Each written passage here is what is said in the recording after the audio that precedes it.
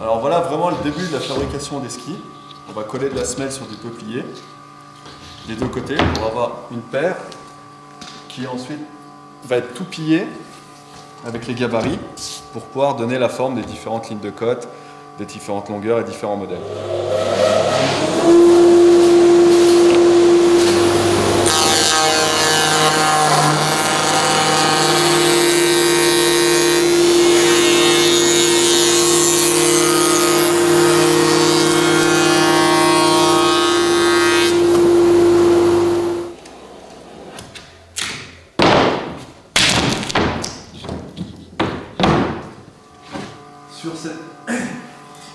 Sur ce peuplier collé comme ça, je vais venir faire une rainure, ce qu'on appelle une feuillure et une rainure pour pouvoir encoller la carte à fleurs, faire tout le tour, comme ça. La carte que je plie à la main, évidemment. Une fois la carte collée, hop, deuxième étape, je vais venir dédoubler ma semelle. En fait là, on est là-dessus au début, je vais venir dédoubler à la circulaire pour avoir plus que ça. Pour avoir vraiment la base du ski. La surface de glisse, le dessous du ski.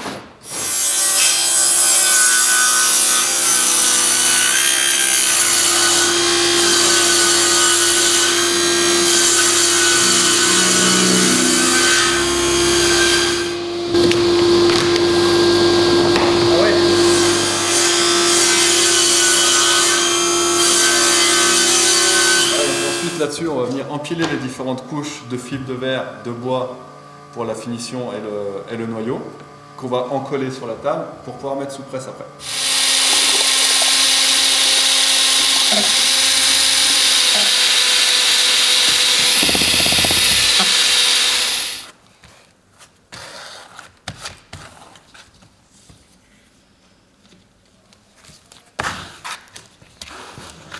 Donc là, on met la deuxième couche après la semelle qui est la première couche de fibre de verre triaxiale qui va permettre au ski de garder son ressort tout au long de sa vie et de garder en forme surtout le ski. Parce que le bois étant une matière vivante, elle a tendance à bouger tout le temps.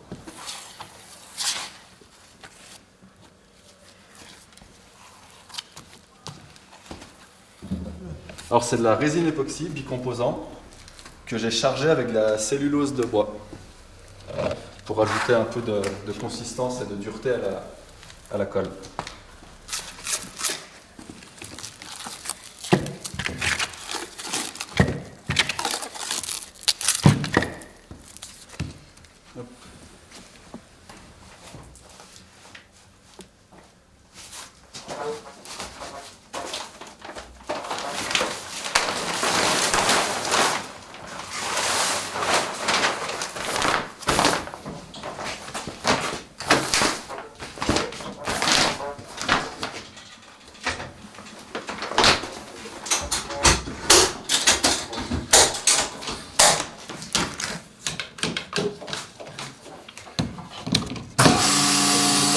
C'est une presse qu'on a fabriquée avec mon père en fait pour pouvoir donc presser sous vide avec une pompe à vide et une réserve de vide dans un extincteur.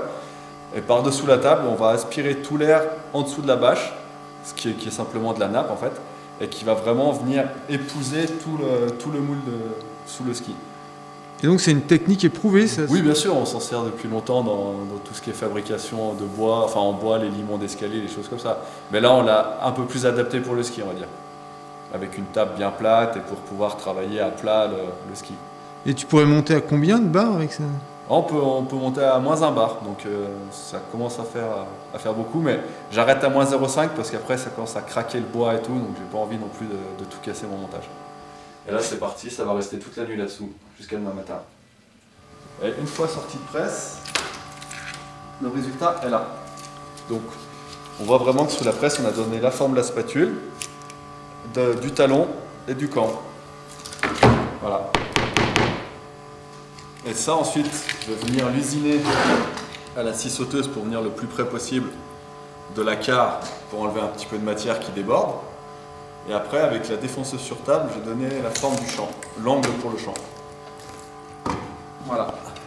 Une fois que découpé, on commence à voir que ça ressemble vraiment à un ski. Donc voilà, une fois le champ fait, une fois le ski poncé, le ski ressemble à ça, foncé, avec le petit logo posé dessus. Là, il est prêt à être verni pour la finition.